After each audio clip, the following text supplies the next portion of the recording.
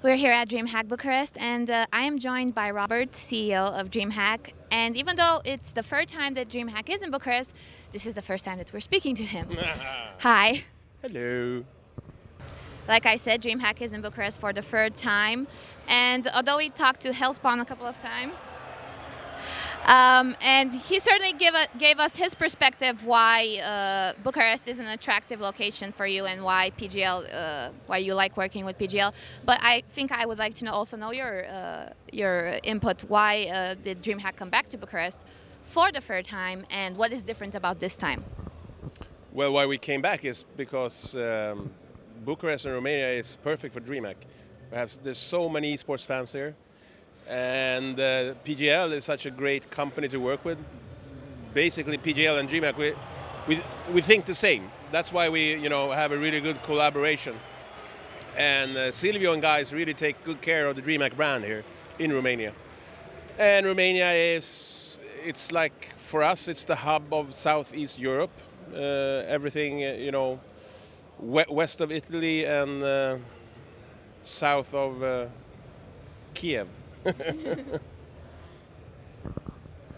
So I talked to other members of the DreamHack crew like Marcus and Coral and the people that handle the video aspect and the technology aspect. But as a CEO, can you tell me a little bit about what an event like DreamHack Bucharest means in terms of finances and human resources especially?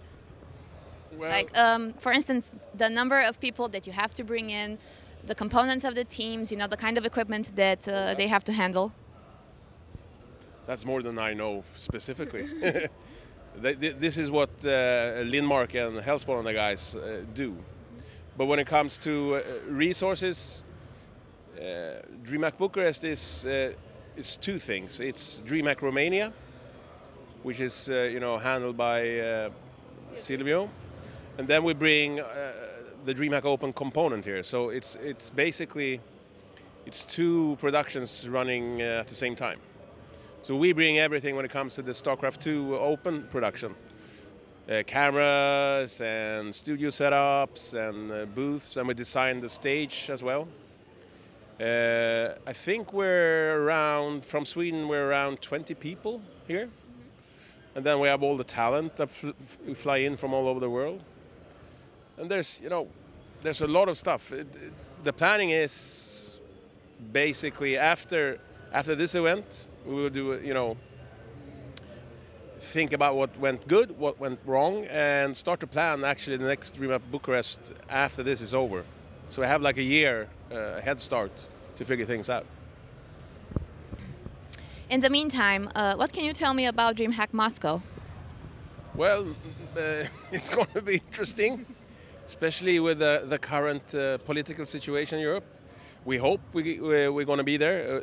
We aim, and that's our, we really want to go to Moscow because we know that in Russia and all the CIS countries, we have huge fans, a lot of fans of DreamHack as an esports brand, and we really like to do stuff in Russia. DreamHack is, of course, a singular event, but are you worried about you are an independent event organizer. Okay. Third party, we could call it a third party event organizer. Third party? You're a third party event organizer? Independent. Meaning that you're outside of the game companies? Yes. We're independent. We're independent. Given that you are a third party event organizer, do you consider other events, like for instance publisher-owned and publisher-ran events, as competitors, or do you think that in this market, especially in Europe, there's room for all? No, we definitely not see them as competitors. It's more, I think, if you take a Blizzard-ran event like BlizzCon or a Riot-ran event, they are, what we do and what they do, we're in the same universe, but we complement each other because I don't think any of these companies could do, what DreamHack does on a daily basis and what Turtle does on a daily basis or MLG, they can't do everything. So, there's room for everybody. And I think there's a lot of room to grow and add more, interesting events and whatnot. So now we're happy. When I talked to previous members of DreamHack's technical team, they always said that what PGL is doing is essentially trying to become a version of DreamHack, and they're trying to learn as much from the DreamHack crew. Can you tell me if it's the same on the business side of things, if you gave Silvio your advice, or if there are ways that PGL can take inspiration from you in terms of what it means to create and run a business?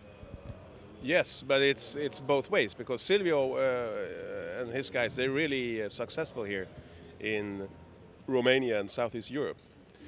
But we are really successful up in the Nordics.